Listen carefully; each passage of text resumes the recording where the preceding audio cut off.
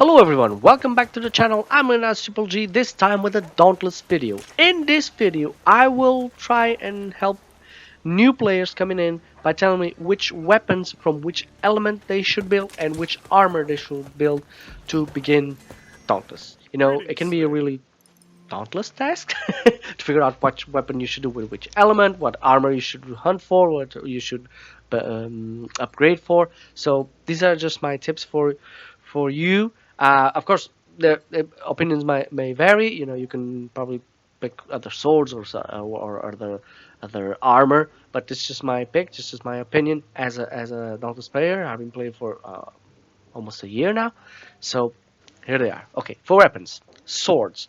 I would suggest the Embermaid sword, which does heat damage, and by the 7th hit, it does a 250% damage boost. So why the sword? Well, the enemies that you fight with the heat sword, with heat in this case, are Boreas, the Pangar, and the Shrike. The sword is of course the most versatile of the weapons, and since the enemies consist of fast jumping, other slow, other have enemies around them. So this is probably the one that I would suggest for you to use because it's very good against all of them. Now, moving on to the axes, I would suggest for you to use the Drask axe, which is electric, and does 30% more damage on the head of Behemoths. This is very good, especially because you can throw the axe, and the axe has a critical hit with a boost in knockout and break. So if you get that enemy right in front of you, it's very good. Also, because electric is the element that you should use against the Karabakh and the Skarn. The Skarn is a very slow-moving behemoth, but the Karabakh is very fast. But if you can get him with the axe by throwing at it, you probably book them, and so you can do more damage against him. So my suggestion would be for an axe to use the electric axe from Drask.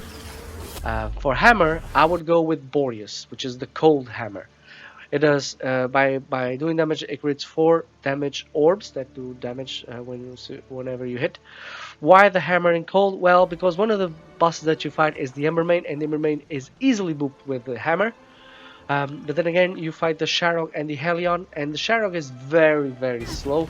The Helion not so slow, but it's not exactly really fast. And so the hammer has a really good combo and a really good area of attack. It's also very strong, and because the enemies don't move around a lot, except the Embermaid that you can book easily, I would go with the Cold Hammer to fight them, the Boreas Cold Hammer. Now for scythes, I would go with the Skarn, which is the Earth Element weapon. The Scar with the Skarn scythes, and like every Skarn weapon, the more damage you do, it builds up your shield. This is a very good weapon because especially when you're starting, you probably get hit a lot, and so the more damage you do, it builds up your shield, so it gives you that little extra protection. Also, because the earth element is what you use against electric enemies like the Drask, the Nyzaga, the Stormclaw, and even the Malkarion on escalation, all these enemies move pretty fast. Drask, not a lot, but the Nyzaga has a lot of throws a lot of spikes that you have to destroy. The Stormclaw keeps jumping and also doing a lot of spikes that you have to destroy. And the Drask doesn't move around a lot, but it does slither around a little. So this weapon is very good because it has fast combos, and also because it has a little bit, it's the weapon that has the best range. So you can do in small combos. Then if you move around, you can do a long range. You can also use the small combos to take down the pillars and everything that these guys throw at you, and they throw a lot at you. So that will be my decision. Of course, with Malkarion, it's the one who has most ranges because Malkarion tends to hover a lot. You can also hit him while he's hovering a lot easier. Now, War Pikes.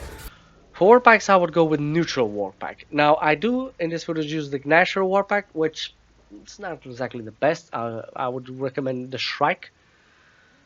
But the problem is the War Pikes do wound damage. Now, they do have a kind of a good range, I guess, but the way you use them is very hard to use. The problem is not the element itself, it is the weapon. The weapon is not exactly in par with all the others. That's why I put neutral on it, because with it you fight the Shrike, the Gnasher, and the Killshot. Now the Warpack is very good against the Killshot because the Killshot doesn't move a lot, but against the Gnasher and the Shrike, you might have to use the second combo a lot more because they tend to move around a lot. I mean, if you're with a team and their attention is diverted somewhere else, you can use the Warpike fine, but if you're trying to go solo, it's kind of hard. But then again, it's not the element's fault, it's just that the Warpike is not a very, at this point, it's not a very complete weapon. In my opinion, it's probably the worst weapon in the game right now, so I just put it like elementless, which is neutral. It can still be used against them, but you need to really have a little feel for it before you use it in high level missions.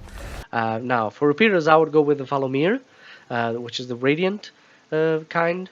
So repeaters were radiant kind. Why? Because first of all, you have a charge attack with it, and second of all, because you fight with it the Riftstalker and the Shroud. And the Riftstalker and the Shroud are very fast. They're very hard behemoths for once, but also they're very fast moving. They keep moving around a lot.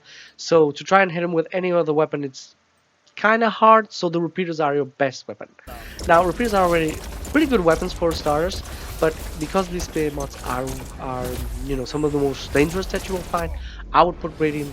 I would develop the radiant barrel first for them, so you can use them against them, and that way you have a little advantage. Finally, last but not least, strikers.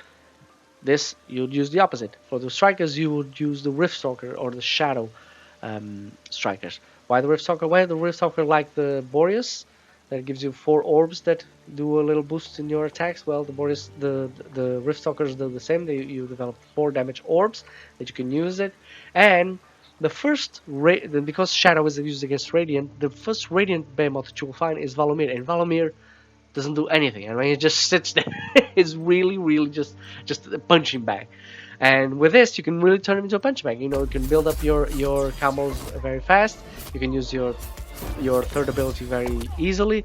So that's why I would suggest that. On this photos, I'm not using the shroud, the shadow. I'm using the Gnasher Aether Strikes, but it's the same thing. The thing is, the only problem you probably maybe have is against the Rezakiri, but the Rezakiri does leave his tail on the ground all the time, so you can just go for the tail instead of trying to hit him when he's on top. But you can build your combo by hitting the tail and then use your beam, I think it's called the Adamantine Ray, to hit him when he's high. So yeah, those are my suggestions for weapons: Sword Timber Main, Axe from Brass, Hammer from Boreas, the Skarn Scythe. The Warpike is from Shrike. That's Gnasher. Strike. I would go for Shrike. The repeaters I would go for Radiant for Valomir, and the strikers I'll go with the Riftstalker ones for Shadow. So, I hope you enjoyed the video. I hope you found these tips helpful. I'm a little bit under the weather right now. I have a cold, so if my voice sounds strange, sorry about that. If you enjoyed the video and you found it helpful, please like and subscribe. And as always, have a great game, guys.